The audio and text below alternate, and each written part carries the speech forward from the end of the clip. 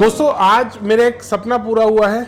मुझे मेरे जो गुरु हैं उनके साथ थोड़ा सा बातचीत का समय मिला, क्योंकि आमतौर पे गुरुजी हमेशा बिजी रहते हैं, कभी यूएस में, कभी कनाडा में। जब फ़ोन करो, गुरुजी आज कहाँ हैं, गुरुजी आज यूरोप में हैं। तो आज मैं सीधा, कल मैंने गुरुजी को फ़ोन किया, मैंने कहा सर कहाँ पे हैं आप आजकल?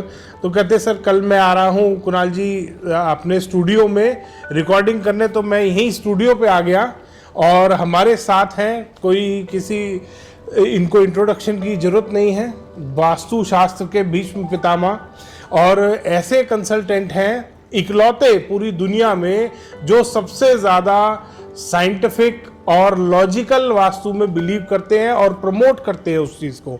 सुपरस्टिशन को ख़त्म करने में, वास्तु शास्त्र में जो सुपरस्टिशन चल रहा है उसको ख़त्म करने में अगर किसी आदमी का बहुत बड़ा रोल है तो वो है डॉक्टर अनंत भारद्वाज। नमस्कार गुरुजी, मेरे को बहुत सालों से आपके साथ थोड़ा सा बातचीत का समय चाहिए था और वो आज समय मेरे को मिला। बहुत बहुत धन्यवाद पहले तो मेरे को यहाँ इनवाइट करने के लिए। और वैसे आपने इनवाइट नहीं किया, मैं खुद ही आ गया हूँ। आज सर का रिकॉर्डिंग था तो थोड़ा सा मेरे को आपसे बातचीत करनी थी कि आजकल वास्तु में बहुत सारे अलग अलग तरीके के लोग भ्रम फैला रहे हैं। कोई भी कुछ भी वास्तु कर रहा है, स्टार्टिंग फ्रॉम मेन गेट, तो उसके मेन गेट के बाहर जो डोर मैट आता है वहां से अंधविश्वास और सुपरस्टिशन शुरू हो रहा है लोगों का।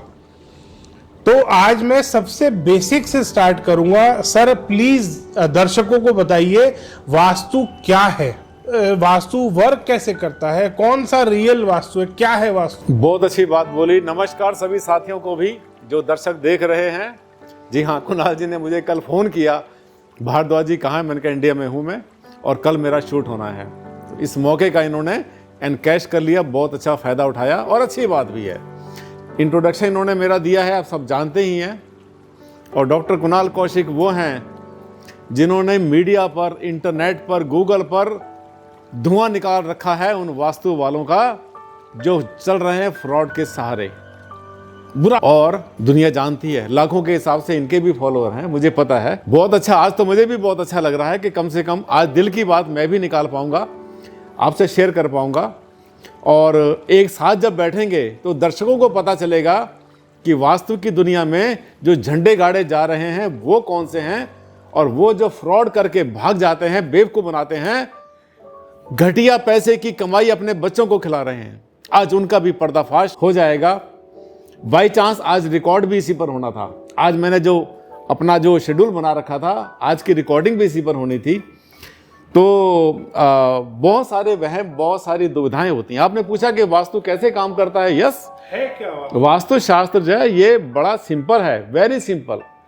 ये दिशाओं का विज्ञान है। वास्तु एनर्जीज पर काम करता है और किस तरह से हमारी पृथ्वी बनी हुई है, कैसे हमारी पृथ्वी घूमती है, सूरज कहाँ पर है, कौन सी एनर्जीज, कौन से वाइब्रेशंस कहाँ से ट्रेवल करते हैं, सारा वास्तु इसी के ऊपर है। यानी अर्थ का मूवमेंट हो गया, ग्रेविटी हो गई, इसके अलावा लाइट की इंटेंसिटी होती है और इन सबसे क्रिएट होता है ऑरा। इसके ऊपर वास्तु चलता है। वास्तु में कोई सुपरस्टिशन नहीं, कोई अंधविश्वास नहीं। और मैं तो बहुत बार कहता हूं कि vastu can be defined with the help of science, pure science, that is physics, chemistry, biology and geography. इसके लिए हमें किसी अंधविश्वास की जरूरत ही नहीं। लेकिन हो क्या रहा है कि उसको तो लोग धीरे धीरे छोड़ रहे हैं। और मैं बहुत बार कहता हूं कि हमारे ग्रंथों को जो खराब किया, वास्तु के ग्रंथों को, या और जितने हमारे सनातन के धर्म के जितने भी ग्रंथ हैं उनको जो बर्बाद किया, हम कई बार एक्यूज करते हैं, मुगलों ने कर दिया, उसने कर दिया, अंग्रेजों ने कर दिया। अरे सबसे ज्यादा भीतर खाते तो यहीं बैठे हुए हैं। अब हमारा रोल क्या होगा? हमारा रोल इसके अंदर ये होगा, वही रोल होगा जो कि एक धर्म का पालन करने वाले, धर्म को बचाने वाले, शास्त्र को बचाता है। मुझे इसमें महाभारत की कुछ थोड़ा सा प्रसंग याद आ गया कि शांतनु पुत्र देवव्रत, यानी जिसको कहते हैं भीष्म पितामह, उनको धर्म और न्याय इसके लिए जाना जाता था। बहुत बड़े योद्धा थे, बहुत बड़े विद्वान थे। लेकिन सच बता दूं मैं, महाभारत का अगर सबसे बड़ा कोई विलन था, कोई खलनायक था, तो वो था ही भीष्म पितामह। क्यों? क्योंकि उन्होंने इतना ज्ञान होते हुए, इतने विद्वान होते हुए, अपने सामने उन्होंने इतना बड़ा पाप होते हुए देखा, चीरहरण होते देखा और उसके बाद खामोश रह गए। उसके बाद बन गया महाभारत। मैं नहीं चाहता हूं कि फिर से महाभारत लिखा जाए। मैं चाहता हूं कि ये सब कुछ जो दुष्कर्म हो रहा है हमारे सामने, चीरहरण हो रहा है शास्त्रों का, इन सबको जो है रोका जाए, यही रोका जाए। और जो इसको फैलाने वाले हैं, गंदगी फैला रहे हैं वास्तुशास्त्र में और अपने थोड़े से पैसों के लालच में कहां से कहां लेके गड्ढे में फेंक दिया उन्होंने। तो मेरा यही उद्देश्य होता है कि इन सब का जो है पर्दाफाश किया जाए, इन सबको बिल्कुल पूरी तरह से सारे कपड़े उतार कर इनको चौराहे पे खड़ा कर दूं मैं और इनको बताऊं कि तुम्हारी क्या औकात है। और मुझे ये बोलते बोलते याद आ रहा है कि मैंने आपकी बहुत सारी वीडियो देखता रहता हूं जब भी टाइम मिलता है। फ्लाइट में कभी देर होती चलने में तो मैं देखता रहता हूं, तो मुझे पता है, मैंने देखा है कि आपने भी इनकी हालत पतली कर रखी है। इनको मेरे ख्याल से आपने जितने लूज मोशन लगा दिए ना अपनी वीडियो से, हजारों के हिसाब से, मेरे ख्याल से अगर शर्म थोड़ी बहुत इनमें होगी, थोड़ी बहुत हया होगी और थोड़ा बहुत इनके पास धर्म होगा, सच्चाई होगी और चाहते होंगे कि बच्चों को हराम की रोटी ना खिलाएं, तो इनको लाइन पर आ जाना चाहिए। फर्क पड़ा है। एक आपने सुना होगा चक्रा यूज करते हैं। पहले वो चक्रा में जो 16 जोन बनाए गए थे, जो 32 उन्होंने 16 जोन अंदर बनाए, बाहर वो 32 देवता बिठाए थे। वो देवता पहले नॉर्थ में और नॉर्थ सेंटर में 2 देवताओं का बीच में कट आता था, वो 2 देवता बनते थे। अब इन्होंने एक ही देवता बना दिया, वो तो फर्क आया है। अभी आप जब बता रहे थे वास्तु के बारे में, तब आपने एक बात बोली, सन के मूवमेंट पे वास्तु बेस्ड है। सन के मूवमेंट पे बेस्ड है, इट मींस नॉर्दर्न हेमिस्फेयर और सदर्न हेमिस्फेयर में वास्तु में चेंजेस आते हैं। क्या आते हैं वो चेंजेस? बिल्कुल आते हैं, जबरदस्त आते हैं। क्योंकि आजकल बहुत सारे वीडियोस मैं यूट्यूब पे देखता हूं जिसमें बोल रहे हैं कि नॉर्दर्न हेमिस्फेयर और सदर्न हेमिस्फेयर में कोई बदलाव नहीं आता। तो जरा इसको भी एक बार क्लियर कीजिए सर। एक्चुअली क्या था कि ये जो है नॉर्दर्न और सदर्न हेमिस्फेयर का जो कांड था, इसमें मुझे याद आया कि एक बार जो है सदर्न हेमिस्फेयर में ऑस्ट्रेलिया में एक वास्तुशास्त्री है, वैसे तो मैं जानता हूँ 3-4 वहां पर हैं, तो ये जो सारे कांड किए हुए ना उनके किए हुए, उसने एक छोटा सा वीडियो डाला कि मैंने ग्रंथ पढ़े हुए हैं और उसके हाथ में 10 रुपए की किताब थी। वो कौन सी किताब थी मुझे नाम नहीं लूंगा मैं, अच्छा नहीं रहता, और नाम भी ले लेता हूँ, भवन भास्कर दिखा रहा था वो, गीता प्रेस गोरखपुर की भवन भास्कर दिखा रहा था। कहीं प्रिंटिंग मिस्टेक भी हो सकती है, बहुत सी चीजें होती है, उसको ग्रंथ बता रहा था। अच्छी बुक है, बहुत अच्छी बुक है, लेकिन अगर उस पर आधारित होकर अगर कोई वास्तुशास्त्री बताता अपने आप को कि मैं वास्तुशास्त्र करता हूं, तो ये तो अजीब सी बात हो गई। और उसने बोला कि ये जो है ना, जो भी ग्रह हैं, जो भी ये वास्तु की एनर्जीज होती हैं नहीं बदलती, पूरे संसार में एक जैसी हैं। अरे भाई, जहां 24 घंटे बर्फ जमी रहती है और जहां 24 घंटे धूप पड़ी रहती है, उन दोनों को एक जैसा कैसे कर देते? कमाल की बात है। ज्योतिष करते हो तो 20 किलोमीटर के बाद तुम्हारे सारे ग्रह बदल जाते हैं, और वहां तो 20,000 किलोमीटर के बाद कहते नहीं वही है। दुनिया बदल जाती है पूरी। ग्रेविटी, सेंटर ऑफ ग्रेविटी बदलता है, जो सन का मूवमेंट है वो बदलता है। मैंने आपकी वीडियो देखी थी, आपने उसमें डिफाइन करने की कोशिश की थी कि कैसे काम करता है सदर्न हेमिस्फीयर में, और मैंने जो इसमें कैलकुलेट किया पूरा का पूरा मैंने डिटेल निकाली थी और रिसर्च भी करी थी, मैंने इस पर कराई भी थी अपने स्टूडेंट से। 128 रिसर्च करवा चुका हूं अब तक, जो मैंने खुद भी करी, करवाई भी है। कोशिश कर रहा हूं कि मेरा जो है मेरा किसी ने अभी प्रमोट भी किया था और बताया था कि इसको हम गिनीज बुक के लिए भेजेंगे। इतनी रिसर्च आज तक कभी किसी ने नहीं की। ऐसा कौन सा पहलू है जिस पर मैंने काम नहीं किया? तो हमने उसमें देखा 62% वास्तु फैक्टर्स बदल जाते हैं सदर्न हेमिस्फीयर में, सेम नहीं रहते। मेरे ख्याल से आपके विचार भी सेम होंगे जब ग्रेविटी बदल जाएगी। और मैंने बताया बहुत बार, करके देख लेना, नॉर्दर्न हेमिस्फीयर में जहां पर हम लोग हैं अभी, यानी भूमध्य रेखा से ऊपर जितने भी कंट्रीज हैं, यहां पर जब भी आप फ्लश करते हैं तो आपका जो फ्लश है वो एंटी क्लॉक घूमता है पानी। करके देख लेना। क्यों? क्योंकि हमारा जो सेंटर ऑफ ग्रेविटी है, हमारी जो भूमि है, भूमि के इस तरफ पड़ता है, लेफ्ट साइड में पड़ता है। अब जो ऑस्ट्रेलिया है उसके साउथ उधर राइट साइड में पड़ता है। अगर वहां फ्लश करेंगे, जो भाई अभी देख रहे हैं हमारे इस वीडियो को, वो करके देख लें, जब फ्लश करेंगे तो वहां पर पानी घूमेगा क्लॉकवाइज। अगर सीट सीधी लगी है, तिरछी लगी है, फिर तो बहुत से फैक्टर हो जाते हैं, तो वहां क्लॉकवाइज घूमता है। इसका मतलब जमीन आसमान का अंतर है। लेकिन यहां पे अगर दिमाग इस्तेमाल नहीं करा, बुद्धि इस्तेमाल नहीं करी, लकीर के फकीर बने रहे, तो जो ऑस्ट्रेलिया में, चिली में, अर्जेंटीना में और साउथ अफ्रीका में और मॉरिशस में, ये जितने कंट्री हैं, यहां पर जितने भी कंट्रीज के अंदर वास्तुशास्त्र नहीं है, दुर्भाग्य है, बहुत बड़ा बदकिस्मती है वास्तु की, कि वो अभी भी उस घिसे पिटे पर वास्तु पर काम करते हैं। हाँ, बहुत सारी कॉल्स आती है मेरे पास, जो ये बात बोलते हैं कि हमने वास्तु करवाया और जब मैं घर का मैप मंगवाता हूं तो वो नॉर्दर्न हेमिस्फेयर का वास्तु उसमें अप्लाई कर रखा होता है, और आम तौर पे गवर्नमेंट के साथ कोई डिस्प्यूट या तो उनका चल रहा होता है या उनके घर में कोई फर्टिलिटी इश्यूज चल रहे होते हैं। इस तरीके की समस्या मिलती ही मिलती है, बहुत सारे घरों में देखा है। अच्छा, एक और आजकल वीडियो चल रहा है यूट्यूब पे कि आपकी कुंडली, आपका एफर्ट, आपके ग्रह कोई महत्व नहीं रखते, महत्व है सिर्फ वास्तु का। कि अगर आपका वास्तु ठीक है, एक है यूट्यूब पे वीडियो बनाने वाले, वो कहते हैं कि मेरे पास किसी भिखारी गरीब को ले आइए, मैं उसको करोड़पति बना दूंगा उसका वास्तु ठीक करके।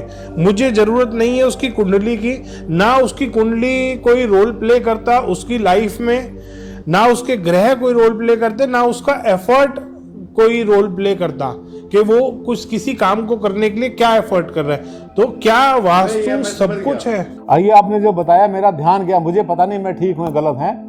एक पूंछ वाला आया हुआ आजकल, बिल्कुल जानवर जैसी शक्ल है उसकी आदमी की, और अभी 2-4 दिन पहले उसके दर्शन होने शुरू हुए, पीछे उसकी पूंछ लगी होती है जैसे नेवले की पूंछ। हाँ, कोविड के टाइम में वो फेल हो गया था, मुझे उसके बिल्कुल अंदर की सारी बातें पता है। एक बिल्कुल पूरी तरह से फेल हुआ था, कई काम उसने किए, हर काम में फेल हुआ, और एक जगह उसके मुंह से निकल भी गया था, मेरा ये काम भी फेल हुआ, मैं वहां भी फेल हुआ, मेरा वहां भी फेल हुआ, और घर में भी डिस्प्यूट चल रहा उसके।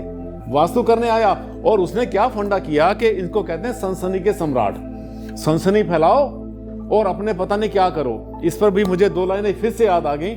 ये जो किरदार है जीवन की कथा के अजहर, जाने क्यों खुद को कथाकार समझ लेते हैं।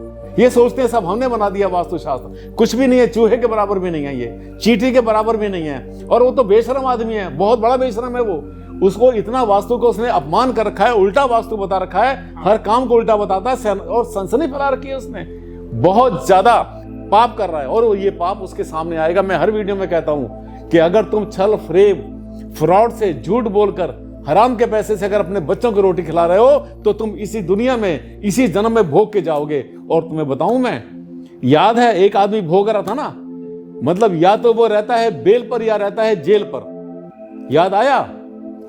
वो वास्तु शास्त्र का उसने वो उसका जो है ढोल बजाया, जो वास्तु शास्त्र जिंदगी भर याद करेगा कि हाँ कभी।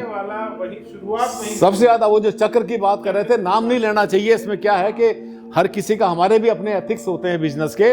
वो एक ऐसा आदमी था, और उसको भी जड़ से जानता हूं मैं। ये जितने वास्तु वाले घूम रहे हैं ना, बड़े बड़े बनकर, इन सबको मैं नीचे से जानता हूं, जड़ से। ये सब मेरे लिए कल परसों के वास्तु वाले हैं। मुझे तो वास्तु में जिंदगी निकल गई, 52 साल हो गए, 52 ईयर्स हो गए पढ़ते पढ़ते और पढ़ाई करते करते। एक टाइम ऐसा था बेताज बादशाह हुआ करते हम 3-4 वास्तु वाले, आज तो 3 लाख हैं, पता नहीं कि 4 लाख हैं। और उस आदमी ने तो वो वास्तु का सत्यानाश किया जो वास्तु जिंदगी भर जो है मतलब उठ नहीं पाएगा। और उसने छोटे छोटे कोर्स करवा कर, और कहीं कहीं तो उसने ऐसा भी किया, लूट मार भी उसने करी है। 1 लाख का 2 लाख का कोर्स जाकर कहीं रिजॉर्ट में करा दिया, और उनको जो है जैसे वो थे ना, जैसे ओशो ड्रेस पहनाए करते थे, चोगा पहना लिया, वहां पर घुमा दिया, और पता नहीं क्या क्या ड्रामा कर दिया। 1 नंबर के ड्रामेबाज। अरे धर्म शास्त्रों को क्यों बिगाड़ रहे, कुछ और बिगाड़ लेते ना। और आपको बताएं, उनका ब्रह्म ज्ञान से दूर दूर तक मतलब नहीं है। एक ऐसे भी वास्तुशास्त्री हैं, और बहुत है मेरे, ऐसा नहीं कि मैं ही हूं, मेरे साथ और भी बहुत वास्तुशास्त्री हैं। मैं देखते रहता हूं, रील्स पर भी आते रहते हैं, दिखाते भी रहते हैं, जिन्होंने इनका ढंग से पर्दाफाश कर रखा है।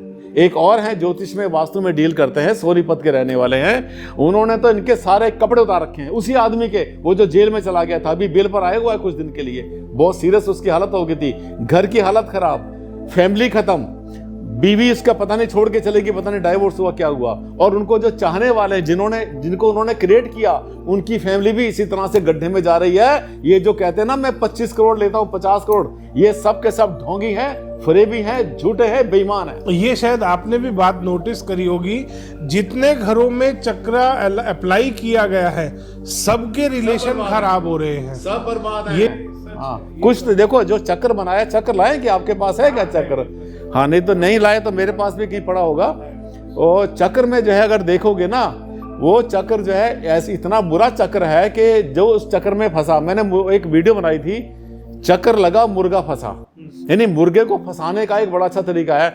साथियों, आप सब मुर्गे बनोगे अगर आप इनके चक्कर में आइए। चक्कर लगाते हैं, उसके कहते हैं, नाम नहीं लूंगा उसका भी, वो भी कई नाम है उनके, ठीक है, गणेश चक्र, विष्णु चक्र, जो जो भगवान का नाम याद आया उस पर इन्होंने चक्र बना दिया। और उनके चेलों ने तो कहा मेरा चक्र उससे अच्छा, और उसने कहा उससे भी अच्छा। मैंने स्वर डाल दिया, हाँ चॉकलेट डाल दी उसमें, नींबू का अचार डाल दिया, सांस लोगे तो यहां से ये निकल जाएगी तुम्हारी, और पता नहीं क्या क्या कलर भी डाल दिया, फेंग शुई घुसेड़ दी, वास्तु का जो थोड़ा बहुत था बचा बचा उनके पास डाल दिया। ऐसा मुरब्बा बनाया, ऐसा मुरब्बा बनाया, सच में अगर मैं मुरब्बा कहूँ ना तो मुरब्बे की इंसल्ट हो रही है। मुरब्बा वर्ड बोल के लगता है कि मुरब्बा तो बहुत अच्छी चीज होती है, या खिचड़ी बहुत अच्छी चीज होती है, ये मैं कह रहा हूँ तो खिचड़ी और मुरब्बे की इंसल्ट हो रही है। उन्होंने तो कचड़ा कर दिया, कबाड़ कर दिया, कीचड़ उछाल दिया उन्होंने शास्त्रों के ऊपर। थोड़ा आगे चलते हैं कि YouTube पे बहुत सारे वीडियोस हैं मंदिर को लेके, ग्रंथ क्या बोलते हैं मंदिर के बारे में, क्योंकि आजकल वीडियोस देख रहे हैं हम। एक जो इनकी अभी हम बात कर रहे थे चोटी वाले, वो तो कहते हैं घर में मंदिर ही मत लगाओ, पता नहीं क्या हो जाएगा, घर में औरतों के साथ कुछ हो जाएगा, आदमियों के साथ कुछ हो जाएगा, अजीब अजीब वो बातें कर रहे हैं। एक है वो कहते हैं कि पश्चिम दिशा में मंदिर आना चाहिए। क्या सही है, क्या रियलिटी क्या है वास्तु की, कि मंदिर कहाँ बताया गया है? नहीं, मंदिर जो है पश्चिम दिशा में नहीं होना चाहिए। मजबूरी है तो कहीं भी लगाओ, क्या घर आपका है, पूजा आपकी है, श्रद्धा आपकी है, जहां मर्जी लगाओ। लेकिन क्या होता है कि अच्छा ये दिमाग का इस्तेमाल नहीं करते। सबसे बड़ी दुख की बात यह है कि एक खोपड़ी इस्तेमाल नहीं करते। पता नहीं ये वो हैं, ये गुरुजी की जना खोपड़ी, उनके ऊपर खोपड़ी नहीं है, उनके ऊपर रखता है, खोपड़ी पर तो उन्होंने पूंछ बांध रखी है। अब क्या है कि ये इस्तेमाल नहीं करते दिमाग का। ये नहीं सोचते कि सबसे पहले आदमी ने पूजा कैसे की होगी। सबसे पहला आदमी इतिहास में कभी गया होगा, वो डरता होगा सूरज से, प्रकृति से डरता होगा। एक दिन अगर सूरज नहीं निकला, ग्रहण लग गया या कुछ दिन बादल छा गए तो वो तो घबरा जाता था कि पता नहीं क्या हुआ। आंधी से घबराता था, अर्थक्वेक से घबराया करता था, उनको पता नहीं था। तो वो सूरज को जो है सबसे पहले उसने बोला सबसे बड़ी पावर ये, वो सुबह सुबह नहाने के लिए नदी पर गया होगा 4 बजे 5 बजे, और वहां दिखाई दिया कि सूरज देवता आप मत डूब जाना। तो उसने क्या किया, सूरज को जल दे दिया, और जल देने के बाद इसका मतलब यह है कि चढ़ते हुए सूरज को, उगते हुए सूरज को जो जल देता है, जो प्रणाम करता है, जो पूजा करता है, वो ही सही है। अगर कोई डूबते सूरज को करता है तो फिर वही चोटी वाला है, और उसके साथ वो भी है, चक्र वाले भी हैं। ये जो चक्र वाले वो कहते हैं पश्चिम में करो, उन्हें पता नहीं पश्चिम का क्यों किया जाता है। पश्चिम में भी मंदिर बनता है, लेकिन पब्लिक का मंदिर बनता है, कभी भी प्राइवेट हमारे घर के मंदिर नहीं बनते। ये ऊर्जाओं का विज्ञान है, ऊर्जाओं की साइंस है। तो ये ऐसे इतनी आसानी से नहीं होता, कुछ भी बोल दो निकल लो दांत निकालते हुए। ये तो पता नहीं इनको, जैसे जैसे लोगों की अकल वैसे लोगों का सोचने का तरीका। बहुत ज्यादा घटिया, बहुत नीचता की इन्होंने हदें पार कर रखी हैं। और आज आपसे बात करते करते मैं जो है इसके और भी इनके पर्दाफाश करने वाला हूं। आज झड़ी लगा दूंगा, गर्दा उड़ा के जाऊंगा मैं आज इस छोटे से इसमें वीडियो में, और बताऊंगा कि इन लोगों ने क्या हाल कर रखा है वास्तु का। आप जो करना चाहते हैं पहले अपनी बात तो करिए। आप मेरे पास जब मैं आपके स्टूडियो में आ रहा था, आप नहीं आए थे तब, शायद मीटिंग में थे आप, तो मैं घूम रहा था आपके स्टूडियो में, तो मैंने देखा बेसमेंट है आपके स्टूडियो में यहाँ पे, और बेसमेंट में भी आपने काफ़ी सुंदर वीडियो के ही सेट्स बनवा रखे हैं। तो क्या ये पड़ोसियों को नुकसान नहीं करती बेसमेंट? क्योंकि मैंने YouTube पे बहुत सारी वीडियोस देखी हैं जिसमें कि कोई वो जो चोटी वाले हैं और बहुत सारे हैं कि अगर आपके घर में या कहीं कमर्शियल प्रीमाइस में बेसमेंट है तो आपको तो नुकसान होगा ही होगा, साथ में आपके पड़ोसियों को भी नुकसान होगा। किसी के साउथ में बेसमेंट आ गई, आपका कोई पड़ोसी जो ईस्ट की तरफ होगा, नॉर्थ की तरफ होगा, उसके साउथ में बेसमेंट आ गई, तो क्या आसपास वालों को भी नुकसान होता है बेसमेंट से? और क्या बेसमेंट ग्रंथों में बताया है कहीं पे कि बना सकते हो, नहीं बना सकते हो? वास्तु क्या बोलता है बेसमेंट के लिए? लॉजिकल मेरे को बात जाननी है। बेसमेंट जो है ना, ये जो है एक, ये इसको हम बोलते हैं 10वां एलिमेंट, 10th एलिमेंट। ये 10वीं दिशा बोलते हैं, एलिमेंट तो नहीं, दिशा होती है ये। तो 8 दिशाएं तो आपको पता है, चारों तरफ हो गई, दिशाएं हो गई, उप दिशाएं हो गई। उसके बाद में फिर एक दिशा होती है आकाश, एक होती है पाताल। ये पाताल दिशा होती है। पर ये तो ऐसा हो गया कि रामलाल ने किसी का मर्डर किया और श्यामलाल को फांसी चढ़ा दो। हाँ। ये नहीं मैंने बेसमेंट बनाया, वो रोएगा बैठ के, वो भी रोएगा, वो भी रोएगा, वो भी रोएगा। क्या यार, ये किसने लिखा हुआ है? इसने चोटी वाले ने लिखा हुआ है। चोटी वाले ने बोला कि अगर आपके घर में बेसमेंट है तो आपके पड़ोसी मर दे, बिल्कुल समझ लो मर गया वो। और इतना उन्होंने बेसमेंट का वो किया कि बेसमेंट को वास्तु में हमेशा नकारा गया है, जबकि मेरी जो नॉलेज बोलती है वो ये है कि सारे मंदिरों में, सारे किलों में तहखाने नीचे बेसमेंटों में होते थे, जो एक स्टोरेज बनाई जाती थी, जो अच्छे प्रेशियस थिंग्स की स्टोरेज होती थी। आज भी हजारों साल पुराने मंदिर हम देखते हैं जयपुर में, राजस्थान की तरफ कहीं भी चले जाइए, ऑल ओवर वर्ल्ड में कासल्स है, जर्मनी में मैं बहुत बार विजिट करता हूँ, वहां पे भी बेसमेंट में तहखाने आज भी एज इट इज है वो। तो क्या ये पॉजिटिव है, क्या ये नेगेटिव है? नहीं, अगर बेसमेंट का कॉन्सेप्ट ही ना होता, तलघर का कॉन्सेप्ट ही ना होता, तो फिर जो गुफाओं में रहा करते थे, सिद्धियां करते थे, तपस्याएं किया करते थे, वो जो गुफाएं होती थी वो तो अंदर ही होती थी। ये तो है नहीं कि पहाड़ पे चढ़ के बैठा हुआ, पेड़ के ऊपर चढ़ के ऋषि मुनि और वहां पर बैठ के गाना गा रहे, ही थोड़ा होता था। अरे इनको सिद्धियां करनी होती। तो दूसरी बात यह है, प्रोटेक्शन सबसे बड़ा वही होता है। आप देख रहे हैं आजकल कैसा समय चल रहा है, और जब भी कोई ऐसी मुसीबत, कुछ भी खतरा आता है, तो सबसे ज्यादा सेफ कौन होता है? जब बच्चा रोता है और मुसीबत में होता है तो कौन संभालता है? माँ संभालती है। माँ संभालती है, सबसे पहले रोता माँ के पास जाता है बच्चा कि मुझे जो है बचा लो। माँ कौन है? ये धरती माँ है। यानी जो बेसमेंट है वहां पे जो अर्थ एलिमेंट है वही तो धरती माँ है, वो बचाती है। लड़ाइयाँ होती है, बंकर बनते हैं बड़े बड़े, आर्मी होती है हमारी, वही जाके छुपती है। दुनिया में कोई ऐसी पावर नहीं जो उनका कुछ बाल भी माँ का कर दे, क्योंकि माँ की गोद में आ गए ना वो, अब वो नीचे चले गए। लेकिन रेगुलर रहने के लिए अच्छी नहीं होती। क्यों? क्योंकि बहुत सारी ऊर्जाएं हमें सुबह से शाम तक चाहिए होती हैं। तो बेसमेंट से बाहर निकलना, बार बार वहां से करना, ये तो संभव नहीं है, क्योंकि वहां पे अर्थ एलिमेंट, भूमि तत्व बहुत ज्यादा है। इसलिए बेसमेंट वास्तु से बना सकते हैं, लेकिन ढंग से यूज करें, उसको कचड़ा ना बना दें, उसको भूत बंगला ना बना दें। मेंटेन करते हैं, ड्राइंग रूम बनाओ, लाइट बनाओ, लगाओ, वहां पर सफाइयां होती रहे, वहां पर सफाई होती रहे, बहुत अच्छी बात है। बेसमेंट कहाँ गलत होती है? मेरे घर में है ना, मेरे स्टूडियो में भी है, और एक और मेरा ऑफिस है वहां पर भी है। और आपको बता दें बेसमेंट की बात, उसको चोटी वाले तक मैसेज पहुंच जाना चाहिए। चोटी नहीं इसको बोलते हैं, चोटी तो खैर बहुत अच्छी चीज है, ये जो है पूंछ वाले को पता चल जाना चाहिए कि दिल्ली का जो दिल है, जो हार्ट है, जो सेंटर है, वो है कनॉट प्लेस, और कनॉट प्लेस का हार्ट है पालिका बाजार। पालिका बाजार पूरा का पूरा बेसमेंट है। नीचे मेट्रो स्टेशन, नीचे मेट्रो स्टेशन है, और बहुत जगह बन गए हैं। तो इनका तो अगर बस चले ना, जीने ना दें। वैसे सच बता दूं मैं, ऐसे लोगों की तो ना, जो इन्होंने पूंछ लगा रखी है ना, इनकी पूंछ उखाड़ देनी चाहिए खींचकर। बिल्कुल दिमाग नहीं है इस आदमी के अंदर। अभी आया है 2-4 साल पहले, बहुत ज्यादा इसने घटियापन कर रखा है। घर में जब भी कोई क्लाइंट हमारे पास आता है, सबसे पहले पूछता है, सर मेरे घर में सेविंग्स नहीं कर पा रहा हूं मैं। और अभी एक दिल्ली का ही एक केस आया था, हाउस खास का। उनके नॉर्थ डायरेक्शन में, वो काफ़ी अच्छी फैमिली थी, 4-4.5 फीट की सेफ उन्होंने लगा रखी थी घर के उत्तर दिशा के मध्य में, नॉर्थ के सेंटर में, कि सर जी कुबेर का स्थान है। वास्तु वाले ने हमें चक्र का हिसाब से, चक्र के माध्यम से हमने वास्तु कराया, कोई करके गए थे, और उन्होंने यहाँ उत्तर दिशा में ये हमारी इतनी बड़ी सेफ लगवा दी कि कुबेर जी का स्थान है, यहाँ लगा लो। क्या ठीक है? वो सेविंग्स बढ़ानी है, क्या करना है? ये ऐसा है ना कि एक और एग्जाम्पल है अनपढ़ लोगों का, जिन्होंने शास्त्र पढ़े ही नहीं, किताब ली इन्होंने 15, 20, 50 रुपए की, और उसके बाद में सोचा अरे हम तो बन गए वास्तुशास्त्री। बिल्कुल होती है, उत्तर दिशा कुबेर की होती है, सबको पता है। इसमें कहाँ लिखा हुआ है?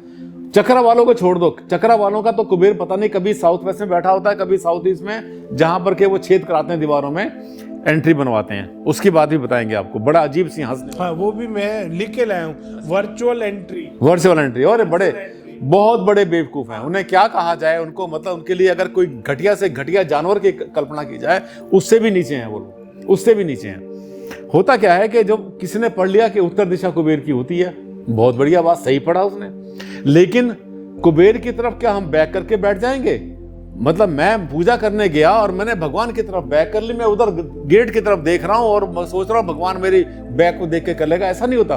उन्होंने पढ़ लिया, कहीं से सुन लिया, और उसके बाद में वो हर चीज को जो है नॉर्थ में रखवा देते हैं। जब कोई चीज उत्तर दिशा में रखी जाएगी, तिजोरी है, तो समझो कांड हो गया, बर्बाद हो गए, पैसा भी गया, समृद्धि भी गई, प्रॉपर्टी भी गई, और कर्जा होना बिल्कुल लाजमी है। क्यों? क्योंकि वो तिजोरी दक्षिण मुखी है। जब तिजोरी खुलेगी तो दक्षिण में खुलेगी, इसका मतलब कुबेर जी की तरफ तो पीठ कर दिया, उससे तो हो गया विमुख, है ना, और यम की तरफ देखना शुरू कर दिया।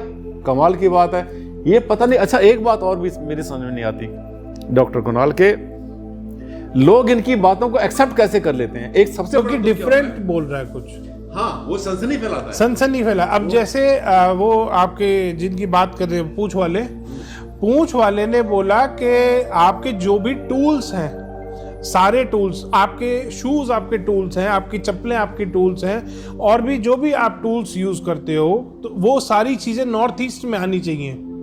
वो चप्पल जूते नॉर्थ ईस्ट पे रखवा दिए। उसका तो जवाब ही नहीं। वो तो ऐसा है, वो कहता है नॉर्थ ईस्ट को भारी कर दो, साउथ वेस्ट को नीचा कर दो और लॉटरी खुल जाएगी, मजा आ जाएगा।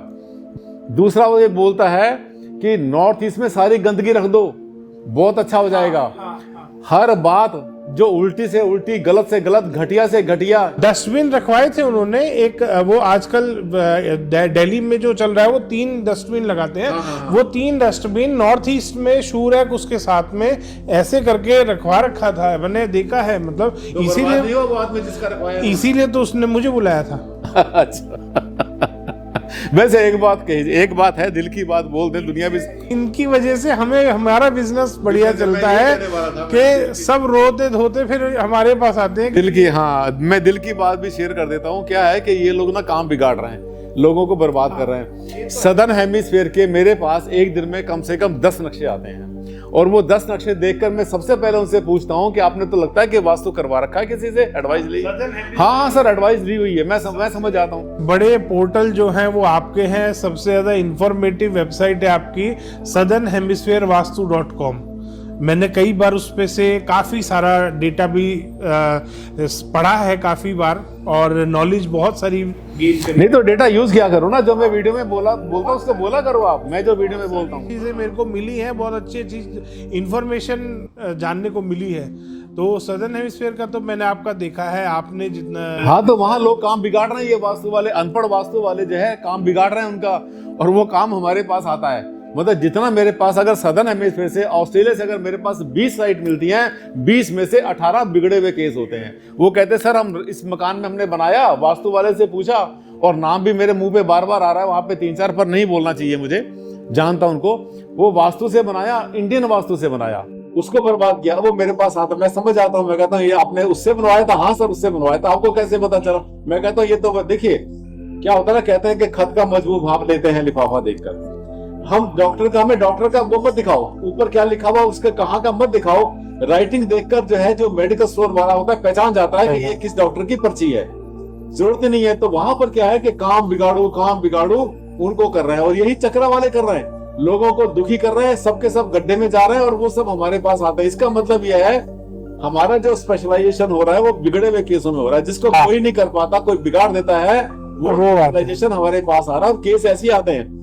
और बहुत बार तो ये भी होता है कि सर हमने 3 वास्तु वालों को बुला लिया, उसने पहले ने कुछ बताया नहीं, दूसरा बोला मैं पूजा कराऊंगा, पता नहीं किसकी पूजा कराऊंगा, तीसरा आया अपने साथ में कुछ बना के लाए ताबीज, वो कहता मैं आपके गेट के ऊपर टांग दूंगा तो उससे ठीक हो जाएगा।